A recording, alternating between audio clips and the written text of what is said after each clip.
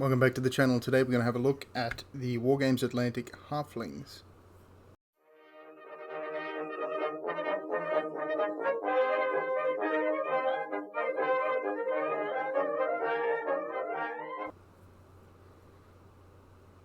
So these are a sprue that I've had left over for 2 years now. I've built a bunch of halflings, quite a few of them, to put together for a fantasy army. But anyway, I had this sprue left, so I might as well do a little unboxing with it. Sort of put together the last minute, so light and stuff may not be the best. You get 8 of these in the box. There are 5 guys on the sprue. There are 40 halflings in the box. I'll show you some built examples and some scale comparisons at the end. It's quite a cool box. It's meant to be a militarized halfling thing, not meant to be a sort of farmer picking up a pitchfork, scouring in the Shire type deal. It's much more of a halfling men-at-arms military type affair, which is pretty cool. So you've got, let's see if I can get it in focus. Might have to be upside down. You've got 2 halflings in gambesons with a bit of chainmail underneath. See if I can get that in the light. Anyway, so you've got armoured halflings with sort of gambesons. You've got a bit of armour there and some cloth with a nice little sword. Again, let's see if I can turn it up this way. That might be better. Some another 2 bodies with sort of cloth and sword with armor. So everyone's wearing a bit of chainmail armor there. I think that's really cool because a lot of the other halflings you see, the TT combat ones come to mind. There's obviously more. Games Workshop, that sort of thing. Their halflings are sort of the shopkeeper picking up a wooden mallet, or the farmer with the pitchfork type deal. But I really like this militarized halfling, if you can call it that, because it's just so cool. So you've got the guy with obviously no shoes, because you're halflings, so you got the hairy feet, and he's chucked some armor and a gambeson on, and he's picking up his weapons, and off he goes. So speaking of weapons, this is actually a pretty good sprue. There's your 1 shield. So if you want shields for your halflings, you're going to have to look somewhere else. I'll talk about that later. My idea on that. You've got your 2 sort of marching poses. So you've got 5 guys on the sprue, 1 marching pike. You could call it a spear, I suppose, but it's definitely a pike. I suppose if you wanted to, you could cut that head off there, make it shorter, and make it a bit shorter of a weapon into a spear type thing. And then you've got a halberd, sort of a pole arm type thing. Big axe blade with a nice hook on the back of it. So you've got your pikes and halberds. And on the other side of the sprue here, you've got the more attacking pose. So you've got a halberd held with 2 hands out, and then a pike held with 2 hands out. Again, you could probably cut it off at that flat bit, move it down. I don't like to do that because it sort of always looks off. And you've got these arms here which go with those arms there. What I've done is I think I bought 10 boxes of these over a few years.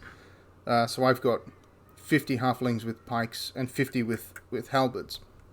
And what I've done is 40 of them have these sort of pikes up, and 40 of them have 40 of each up, and the front rank of 10 is down. And that way it just sort of looks cooler instead of trying to rank up a bunch of guys with weapons down like that. So you can build 2 guys with spears, with pikes, and 2 guys with halberds per sprue, which means you can build 20 of each in the box. No, it means you can build 16 of each in the box. So you can build 16 archers per box. And generally, I think what the idea is you build 1, 2, 3, 4, 5 with a bow, or you build some double pikes and double bows, and then 1 halberd, or double pikes, double bows, and make use of this little sword here. But you can build them however you like. So there's not enough in the box to do everybody with a bow. Not that really is going to matter. Although if you do pick up a box wanting to just build like a unit of halfling archers for your you're forced to use a sort of fighting cocks or whatever. I think I'll put the picture up of the fantasy unit. Was it Lupin's fighting cocks or something like that? Anyway, you're going to have to... You'll get 16 archers out of this box. However, you've also got these little slings here. So if you just wanted a halfling ranged unit, and you're not worried about... sorry, the bows also come with these little arrows here, which you can just snip off with the hand, and then you won't need to worry about painting arrows. I know some people dislike having an arrow like that, especially without a string. I found they snapped off occasionally when trying to take them off the sprue, just because of the way it joins there. I think this one was the worst. Some of them are broken off when you get the box. That's just how it is. That happens with every company, not just Wargames Atlantic. And you've got 2 slingers here. So you can build 32 guys with some form of missile weapon. Slings, of course, very halfling-y, rock-throwing type affair, type thing.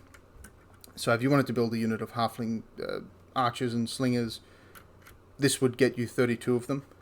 Mix in a few hornblowers and a few, guys running around with daggers and little bucklers and that sort of thing. You could probably build a unit of 40 halfling range troops with this if you were a little bit imprecise with what you considered, ranged weapons.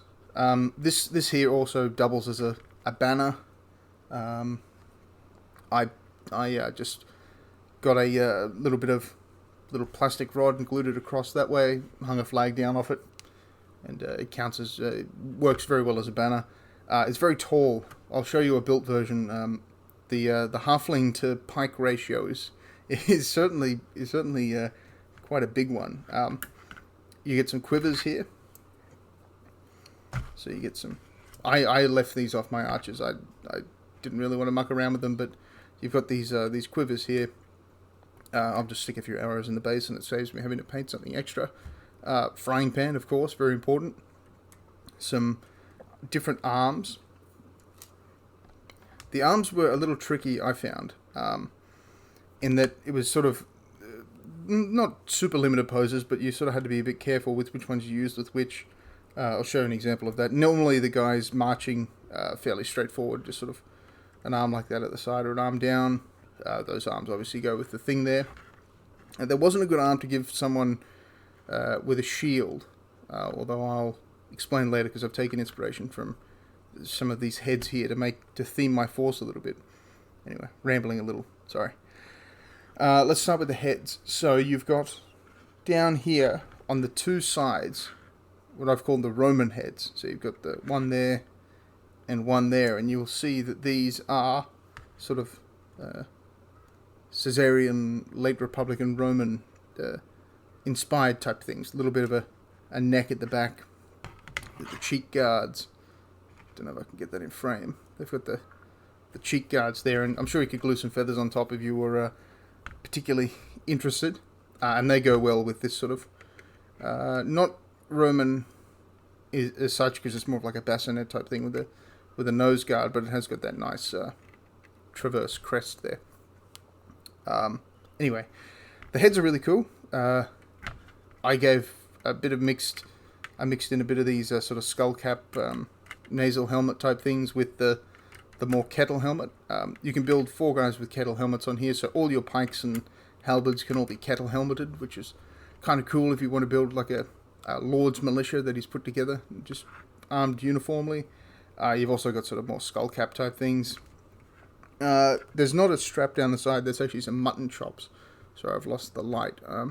Anyway, there's sort of some mutton chop type stuff there. So it's more of a skull cap, and then more of your classic sort of Norman-esque type helmets.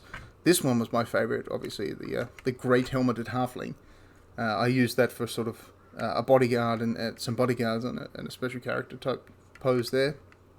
A wounded halfling. So you got a bandage around the neck, head there, although they could also be used as a slinger. Very common way to carry a sling would be around the head. Although that's much more of a bandage on the diagonal that it's on. An extra kettle helmet, so you can have everyone in kettle helmets if you want to. And that one there is obviously the same down there. This one is particularly cool, especially if you're going to do Lupin and his fighting cocks. I hope I'm saying his name right. Anyway, it's a Robin Hood hat. I'm sure it has a proper name, but most people would know it as a Robin Hood hat, the sort of thing there with the feathers sticking out the back of it. You will get 8 of them in the box, so you can't do a whole unit of archers with them. But I suppose if you've got 2 boxes, if you really wanted to do archers, you could have 16 archers wearing those sort of hats. And then you've got your leader type figure there with the crest on. And so what I've done is I've given the unit champion one of these, and the overall army commander one of those as well, just to help them stand out.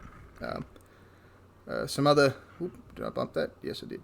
Anyway, some other things here. You've got the horn, so the nice unit musician there.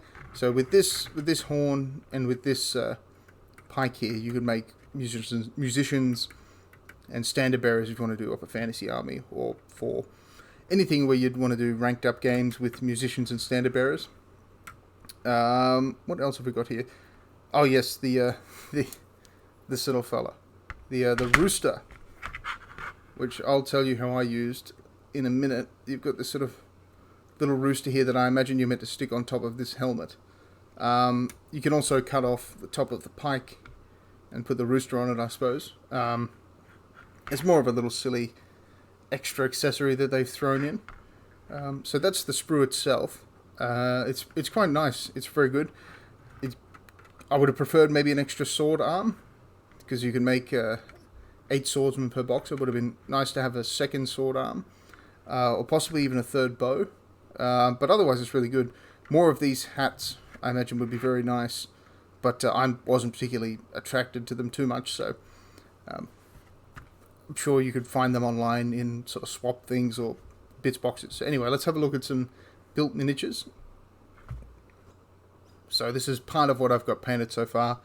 There's a few hundred of these guys, so it's more of a slow ongoing project. Although with the return of the old world Warhammer stuff, I may actually pick it up and run this as an Empire army if there's no option to run it as halflings. So I've gone with 30 guys with these swords, and I've given them sort of a bronze theme. So they're bronze swords. All the helmets are bronze in this army. I figured it'd be nice, cheap, soft metal for the halflings, although it's a bit heavier, I think. I like the shiny look of it. The metal was a bit too dull. So I've given them all these sort of Roman helmets, and my plan is to give them Roman type shields. So I've 3D printed a bunch of Republican Roman shields. I'll put a picture of one down here.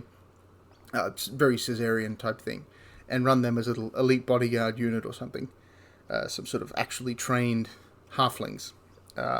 This here, you can see these two guys here. This is a pikeman. This is a halberdier. Not finished yet. I'm still working on a few things. Obviously, they're not based. But you can see here they've got 3 basic colours. Well, really 4. So you've got the pant legs. I just did mine all brown because it didn't really matter. And then you've got the tunic colour, the sleeve, and then there's a tiny little, I don't know if you can catch it on the camera, a tiny little thing of metal there. So generally when painting them, I organise them between painting the tunics first, put them in groups of red, blue, yellow, not purple, but green, that sort of thing. A few purples, although they're not too many. And then painted that, and then did the sleeves in the same way, put them in piles of blue and red and yellow, and sort of mixed it up a bit. Whoops. And I've built a sort of army general here. As you can see, it's a very flexible kit. I will just lay that down so you can see how long the pike is. There's a bit of damage on there. It's quite a long pike when you put it next to them. It's probably decently sized, actually, scale-wise. And then, of course, you've got the halberd, which is probably also scaled correctly. They're very, very nice miniatures.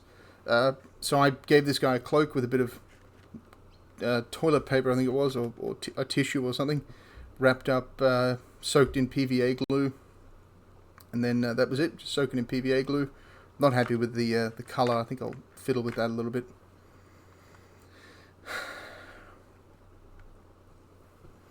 I think it was more a test of the contrast paints than anything.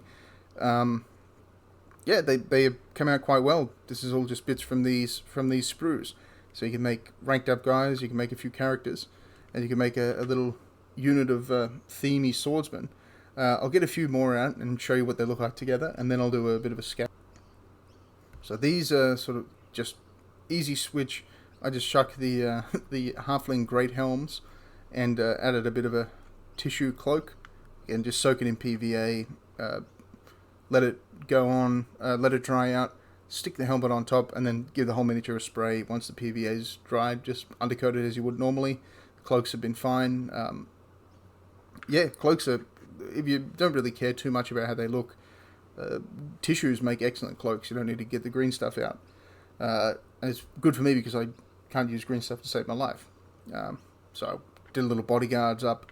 I'm sure you could run these as sort of captains or something, or minor heroes. I was just thinking, if you're going to have a commander, it's nice to have some sort of knights guarding him. So you can get flexible with the kit. It's not just a kit to make guys with spears and guys with bows. It's a proper militarized halfling kit, which is cool. So you can make little Teutonic halflings running around. It would be cool to have a big two-handed sword or something. I'm not sure if it would have been worth putting in the kit, but it would be really good to see in the Wargames Atlantic digital collection if they could do a big two-handed sword, which they have for one of the characters, but it'd be nice to do a little upgrade sprue for these guys. Chuck in a big two-handed sword, some big Zweihanders in there, make some crazy halfling doppelsoldners. But anyway, let's get to the more rank and file stuff and then do a size. So here's the what you can get out of the box. Let me just lay these down.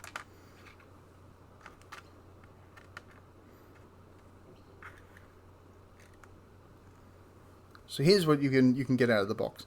You've got your archers. Again, Gambeson's very easy to paint, just straight lines. You've got guys in tunics and guys in Gambesons. Mix of helmets, so you can see I've mixed them up there. You've got the kettle helmets, the more rounded ones, and then the sort of Romany type thing with a bit of a neck guard there. The archers look really good, actually. You can actually get them looking where they're shooting, which is nice. Sometimes you've got these weird archery poses. I don't know. People seem to go a bit silly with it. You could get that arrow closer to his hand if you wanted to. I wasn't too worried about that. The only problem with this kit is you can't do unarmored guys. So you're always going to have this bit of chainmail there. If I can stop shaking the model. A little bit of chainmail there. So if you wanted sort of woodsman archers, you might have to look somewhere else. But that's not what these are for. These are for militarized halflings. As you can see, these pikes are quite long, which is good. I haven't painted up any of the guys with the pikes down, so I won't show them. And these ones here need to be redone. It looks like they've picked up a bit of overspray there. I must have had them near when I was undercoating things. So that's what you can build out of the box. And then let me show you a quick conversion I've done to build something extra, and then a size comparison, which I think is the third time I've mentioned that. But don't worry, it is coming. So this was, I think I was going through a bit of a contrast paint phase. This must have been recently after they'd come out. I must have been playing around with this thing. It needs to be definitely touched up. But I bought these sort of bolt thrower things. I think they were two in a pack for $10 or something. Very cheap. They're meant to be for role-playing games. As you can see, it's not badly detailed, actually. Definitely tabletop worthy. But I wanted to have it a bit funny, because halflings to me are all about being funny and silly. And so I figured instead of launching big spears at the enemy, they'd launch chickens, specifically male chickens, roosters. So I thought it'd be nice to have some rooster throwers instead of sort of spears. So I just chopped the end off and put a rooster on there, which is the rooster that comes in the kit. And then I did the same with some of the unused, at the ready sort of down fighting pikes and halberds. Chop the end off and put the rooster on there, and he becomes a loader for the piece of equipment. And now I can run in my games, if I stop smashing them and if I ever get around to painting them up, some ballistas. So it's easy to make siege engine crew out of this box as well, which is very cool. And I'm sure you could play around with trebuchets, and you could make a serious ballista instead of just a cock flinger. If you've got a 3D printed spearhead or something, or even if you just chop down the head on the spear you've already got. I like it. It's almost a halfling size little scorpion type thing too. It's not too big. You could easily see a couple of halflings, getting on that and pulling that handle back and sending that thing flying through the air. I certainly wouldn't want to get hit by it. So yeah, that's a little bit of fun you can have with the halfling kits. Now let me show you some scale comparisons. So I'll start with the Lord of the Rings. That's what I'm most familiar with. So you've got a Hobbit from Lord of the Rings. It is on a 3mm base here. It's about a 1mm puddle, so you can see the halfling is definitely bulkier than this is. I think it's Pippin from the old, well, I think they're very old, but also still for sale. Mines of Moria plastic starter set fellowship. So I had a metal Hobbit around here somewhere. I don't know where he's got to, but anyway, they're about the same size. Anyway, so these halflings won't probably work alongside actual hobbits. There's a warrior of Merchant Guard of Abrakan there. You can see he's on just an MDF circle base. He is definitely shorter than a man, as you can see with this Rohan Royal Guard here as well. So if you wanted to, you could probably get away with using these halflings in like a War of the Ring type setting or something like that.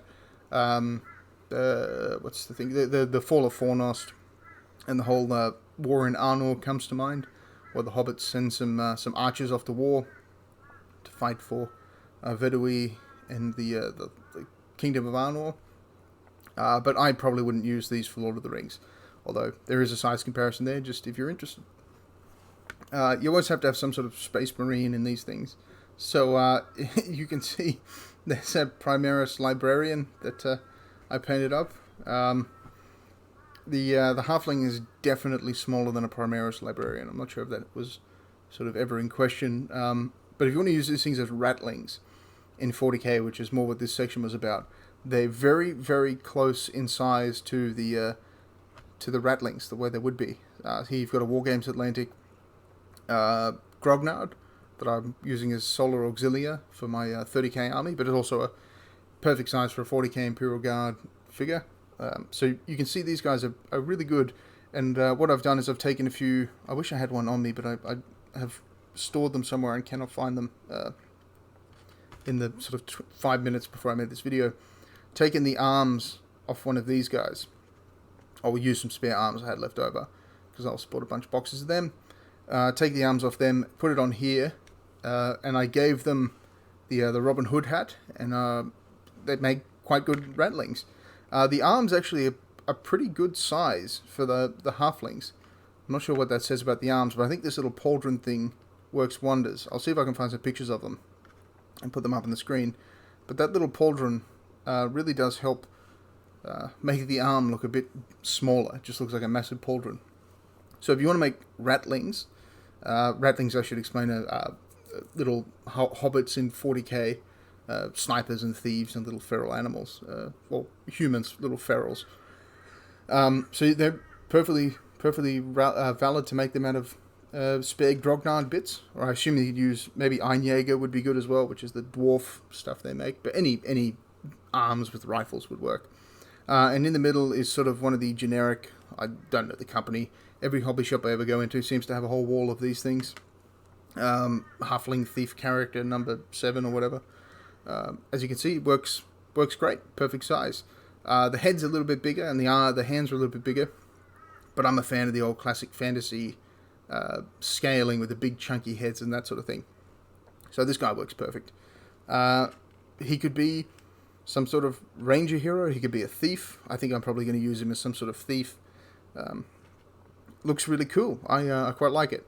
So these little miniatures you see hanging around the shops are really good. There's some of them are really, really tiny. This is one of the bigger ones. I'll see if I can find the brand. If I can't, I won't put it up there. But these little cheap miniatures lying around make really good characters. So let's have a look at some actual purpose-built characters from, I believe it's TT Combat. So there's a nightmare to get in range, and I'm not even going to try and focus it because there's all sorts of colours and no shading going on here. These are just, again, this has been an army on pause. Need to fix that sword too. I believe these are from TT Combat, or at least they were when I bought them. You got sort of like a witch hunter engineer here, some sort of engineer fire wizard, which is very, very reminiscent of the old fantasy fire wizard. some sort of general figure, and a guy with a big tricorn and a flag, very halflingy, very very pot-bellied too, very nice. I quite like these figures, and as you can see, they're perfect size. Probably wouldn't use the units they sell. They sell units of halflings. I probably wouldn't use a unit of them. They size is just a bit too off. But for a character figure, these fit perfectly. You can see they're sort of up on a paddle pop stick that's about the same size as that, within reason anyway.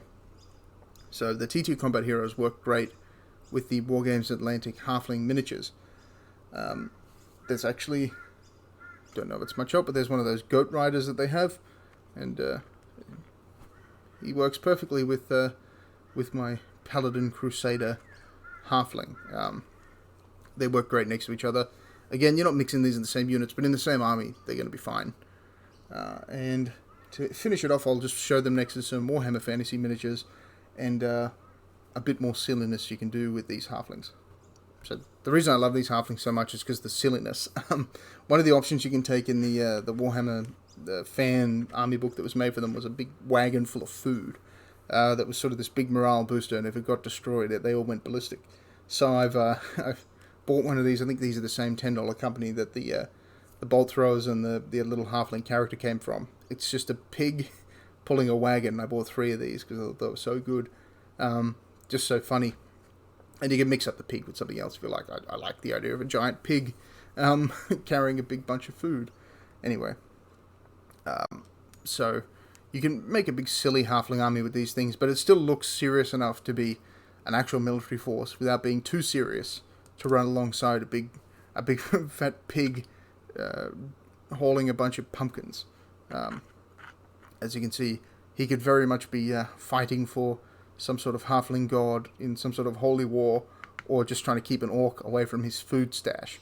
They're very flexible miniatures, and that's one of the things I really like about the Wargames Atlantic stuff, is they haven't sort of picked a side of silliness or seriousness. You sort of left it up to you a little bit. Although, again, they are militarized halflings, not the armed farmers we're used to from the Lord of the Rings novels. Anyway, I'll show them next to some old fantasy miniatures, and then I'll finally end. That is a Black Ark Corsair, an old Dark Elf. It's one of the medals, so I'm not sure. I don't have any Age of Sigmar stuff, so I'm not sure how the new scaling would work, but I imagine it's even bigger than that. As you can see, it's actually pretty close in size to the old fantasy stuff. It's about a head shorter. Maybe you'd like your halflings to be a tiny bit smaller. But again, these are old models. These are 20 years old. I mean, this kit was made of plastic at least 15 years ago, I think. So I'm not even going to try and stand it back up. And there's the same thing there with the big dark elf. I think it's an executioner, one of the characters anyway. So these miniatures work for Warhammer Fantasy. If you've got old miniatures, if you've got new stuff, if you've got some historical stuff you're using, it might be a bit different. But these are definitely smaller than people. Even the tiny Lord of the Rings stuff, which is generally on the smaller side, and especially the older Lord of the Rings stuff, like the Rohan Rorgard there. So I can definitely recommend these halflings. I'm not going to run around raiding people's kits. I think it's a fantastic kit. I'd say I'd buy it again, but I've already got 10 of them, so I don't need any more. I'm going to build up another 5 slingers to go with my unit of 5 slingers that I've already got, which explains why I had the sprue left over, because I did intend to build 10 slingers, but I must have got sidetracked. Anyway, thank you very much for watching. Much longer than I thought it would be. I probably should trim these down a little bit. Anyway, thanks very much for watching. Have a wonderful day.